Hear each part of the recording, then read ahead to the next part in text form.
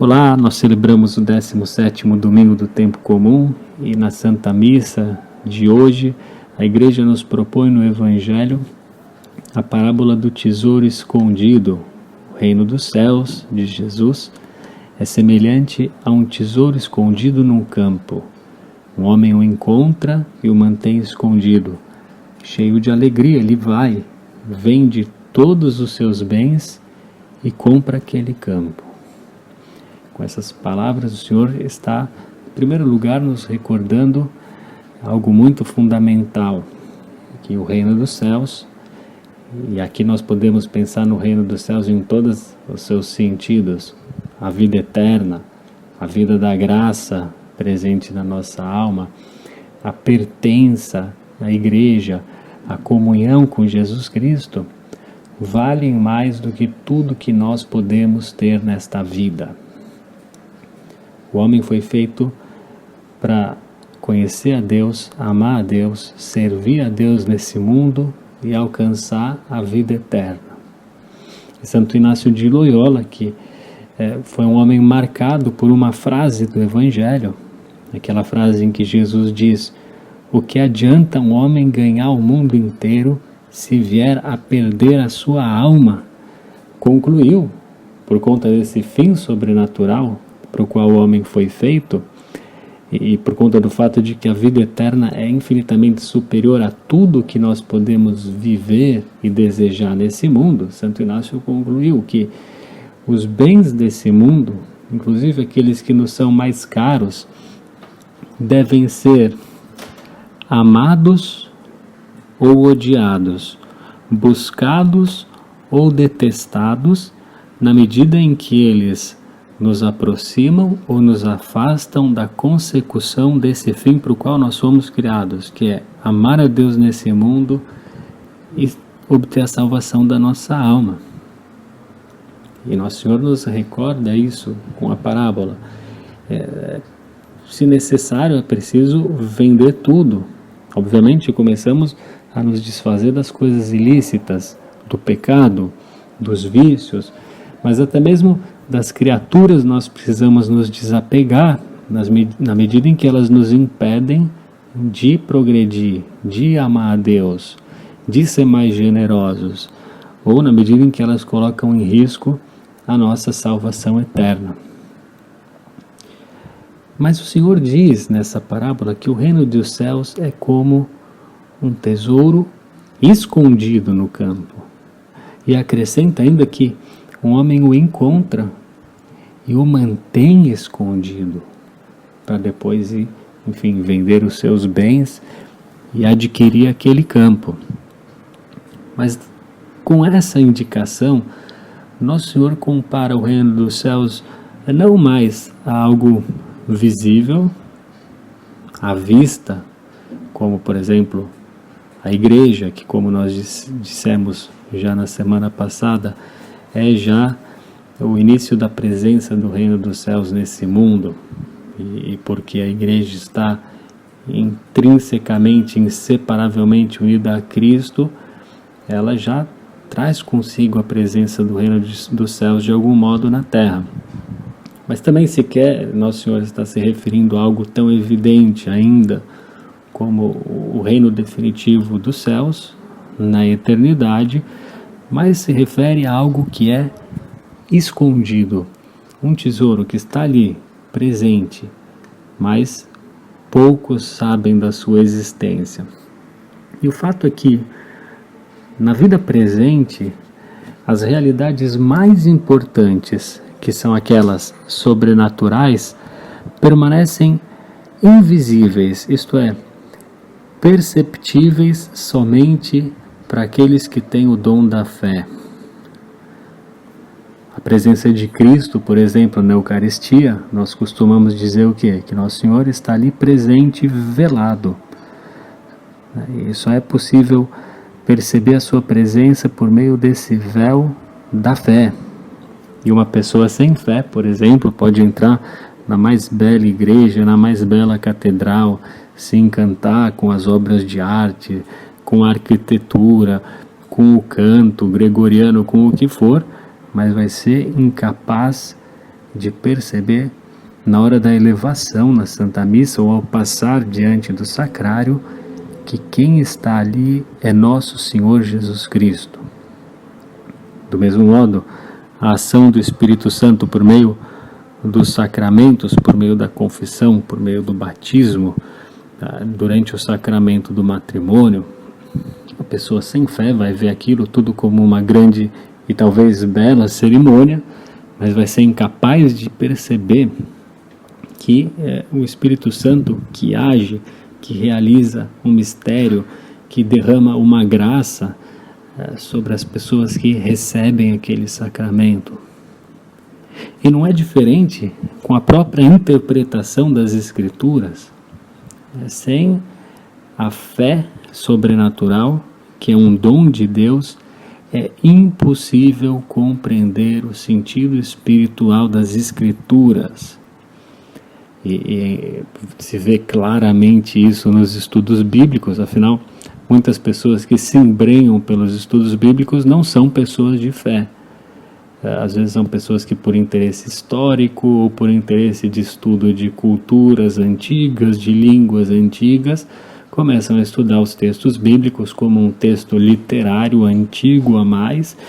É interessante ver como às vezes essas pessoas chegam a conclusões absolutamente limitadas, carnais, obtusas, porque aquelas palavras que São Paulo dizia, referindo-se primordialmente aos judeus que não têm a fé sobrenatural em nosso Senhor Jesus Cristo, mas valem também para todos aqueles que não têm fé e se aberam das Escrituras. E diz que existe como um véu que lhes obscurece a inteligência e lhes impede de compreender o sentido das Escrituras.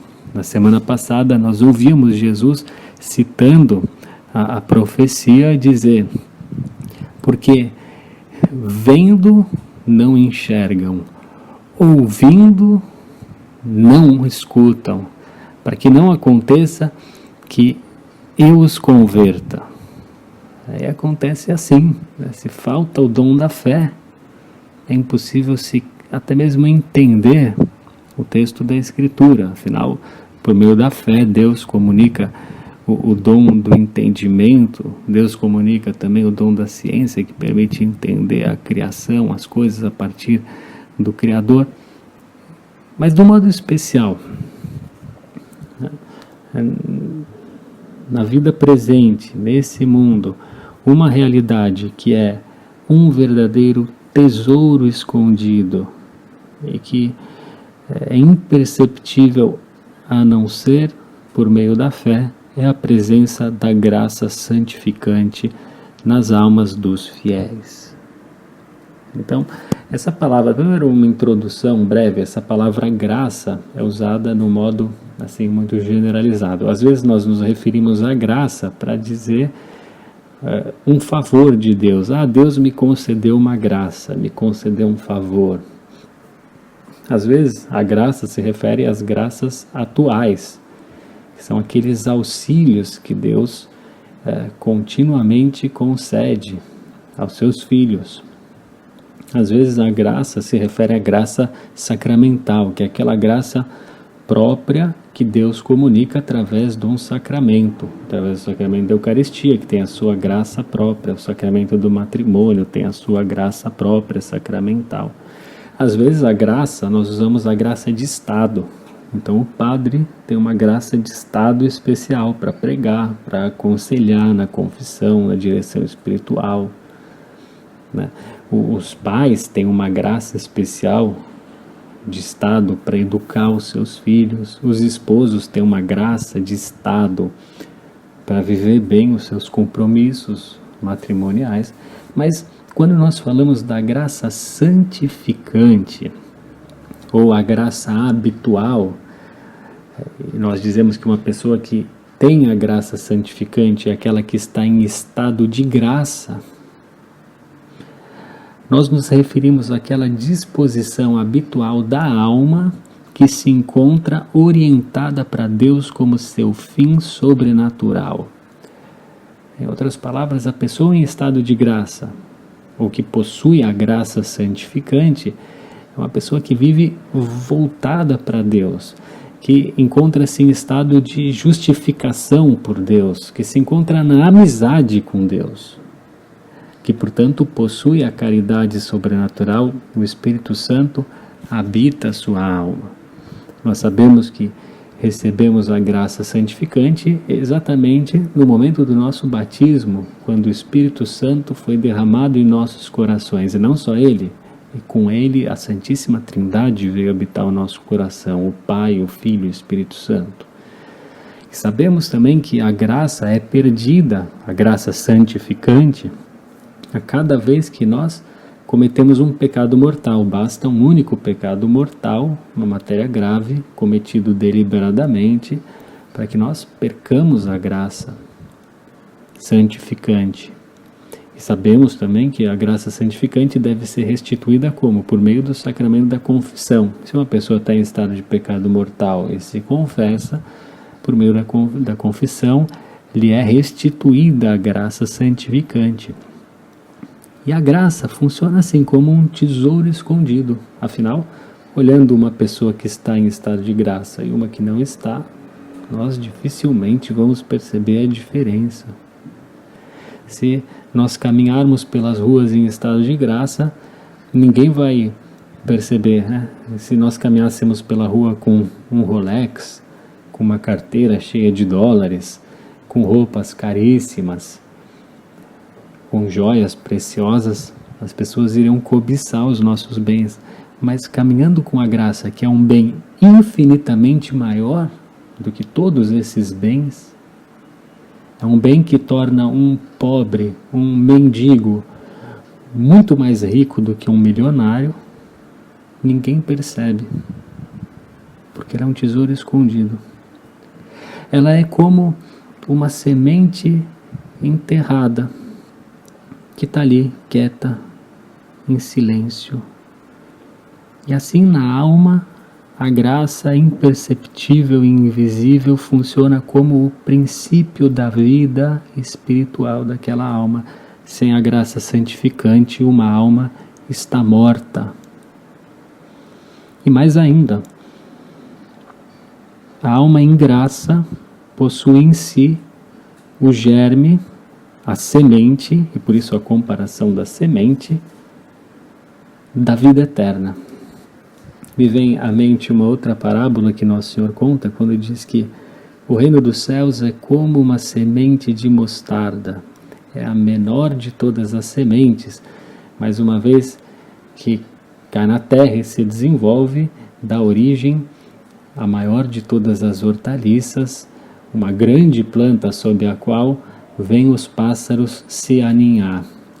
E assim acontece na nossa alma, porque a graça santificante dá lugar, dá origem a uma árvore frondosa que é a glória eterna. Aqueles que morrem na graça de Deus terão a vida eterna. E assim como você é incapaz de imaginar a beleza e o tamanho e as qualidades de uma árvore vendo simplesmente uma pequena semente, da mesma maneira, nós somos incapazes de imaginar a grandeza, a beleza, a profundidade do que Deus tem preparado para nós, simplesmente a partir da vida da graça. No entanto, essa vida eterna já está contida na graça que nós trazemos no nosso coração. Por causa da graça santificante, Jesus, na oração sacerdotal, na última ceia, dirigiu-se ao Pai com estas palavras na sua oração: Esta é a vida eterna, ó Pai, que te conheçam a Ti, o único e verdadeiro Deus, e aquele que enviaste, Jesus Cristo. Porque, possuindo a fé, a esperança, a caridade sobrenaturais, isso é, estando em estado de graça santificante ou estado de graça habitual, nós adquirimos um conhecimento amoroso de Deus. E por mais que pareça natural para quem crê, esse conhecimento amoroso que nós temos do Senhor, esse conhecimento é o que vai se desenvolver na vida eterna. E nós já possuímos o paraíso no centro da nossa alma, porque, como eu dizia, na nossa alma habita o Pai, o Filho e o Espírito Santo, se nós estamos em estado de graça. Nós podemos, a qualquer momento, fechar os olhos, falar com Deus, sabendo que trazemos conosco o céu. Eu recomendo a todos sempre que possível, rezem diante do tabernáculo, diante do sacrário, porque ali está, inclusive, a presença física de Nosso Senhor Jesus Cristo, e rezando diante do sacrário, ajoelhando-nos diante do sacrário em adoração, nós crescemos também no amor, na intimidade com o Santíssimo Sacramento do altar. Mas se não existe um sacrário perto, se nós estamos em casa de quarentena, ou se não tem uma igreja aberta por perto, nós podemos perfeitamente fechar os olhos e adorar a Santíssima Trindade que habita a nossa alma em estado de graça. E essa foi a consolação de muitos santos ao longo da história. E como dizia, no final das contas, o céu nada mais será do que o desdobramento, depois das devidas purificações, e obviamente com o auxílio de uma graça, aqui num outro sentido, mas uma graça especial de Deus, que se chama Lumen Gloria, a luz da glória. O céu vai ser o desdobramento desse estado habitual de amor e santidade que já está presente na nossa alma como um tesouro escondido. Por isso, a graça santificante vale mais do que todos os bens. A graça santificante vale muito mais do que ser inteligente, do que ser bonito, vale mais do que ter saúde. A graça santificante vale muito mais do que uma brilhante carreira profissional, do que um empreendedorismo bem-sucedido.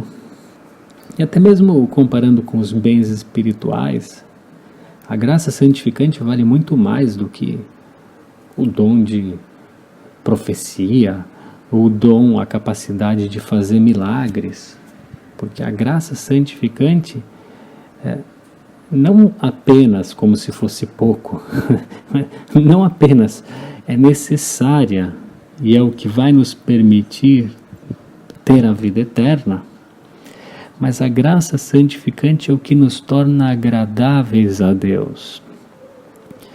Quando a nossa alma está em graça, a nossa alma se encontra, se diz na teologia, deiforme, ou seja, semelhante a Deus. Ela nos dá a semelhança com Deus perdida desde o pecado original. E quando fomos batizados, fomos identificados com Jesus Cristo através da graça santificante de tal modo que Deus Pai, olhando para nós, vê os traços do seu próprio Filho único. Uma comparação que se costuma fazer é com aquele episódio do Antigo Testamento que servia como uma espécie de alegoria à graça santificante, em que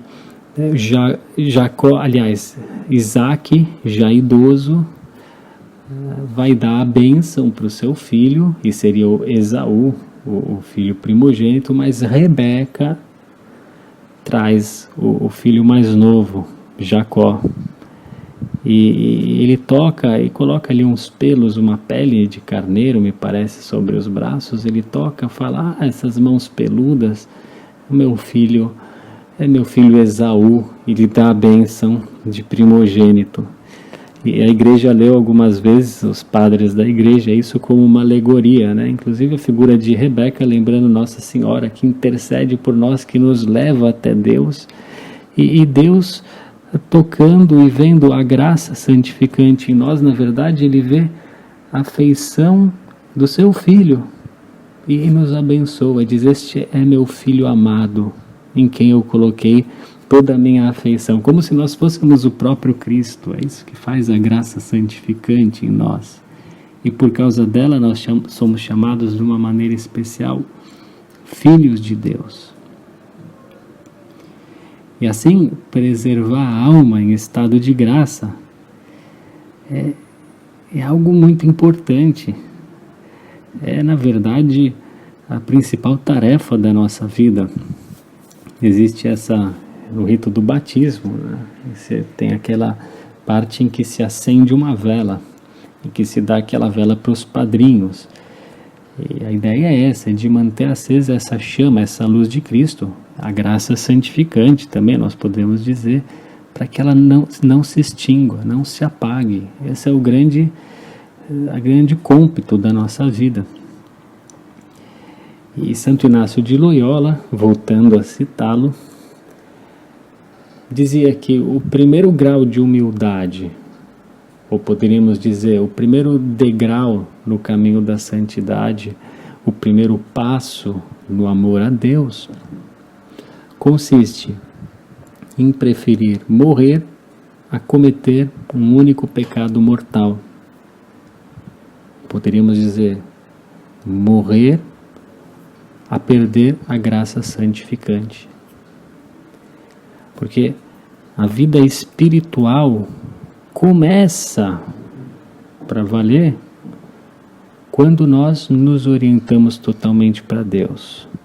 Quando nós decidimos, repito, como diz o Senhor no Evangelho, vender tudo, abrir mão de tudo para comprar este campo que contém um tesouro escondido. Abrir mão de tudo para abraçarmos-nos a graça santificante que habita em nós, a presença da Santíssima Trindade da nossa alma, e não querer de modo algum perdê-lo. Para isso é importante, primeiro, renunciar a todo pecado deliberado. Tem pessoas que não deslancham na vida espiritual porque, infelizmente, não conseguem sair de uma situação de pecado mortal. Então, obviamente, nunca chegam a ter alguma vida espiritual.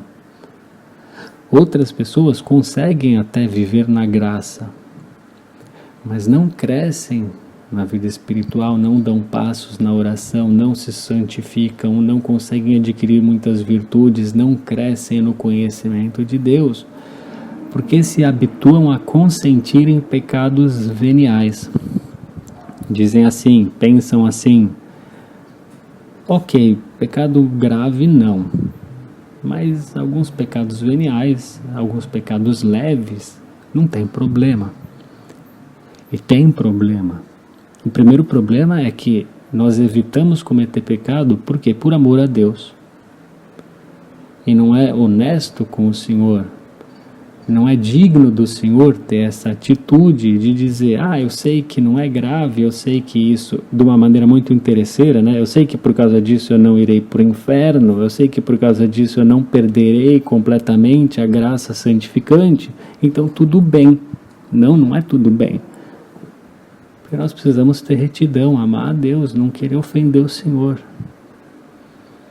É claro que acontecerão pecados veniais por imperfeições nossas, por inadvertência nossa, por conta do momento de ira, de repente, por conta do momento de pouca vigilância. Acontecerão porque nós somos pecadores, mas o importante é que nós nos disponhamos a nunca cometer um pecado deliberado, mesmo que seja em matéria leve, mesmo que seja venial. E quando nós nos decidirmos por isso, a vida vai começar a dar passos, a nossa oração vai melhorar.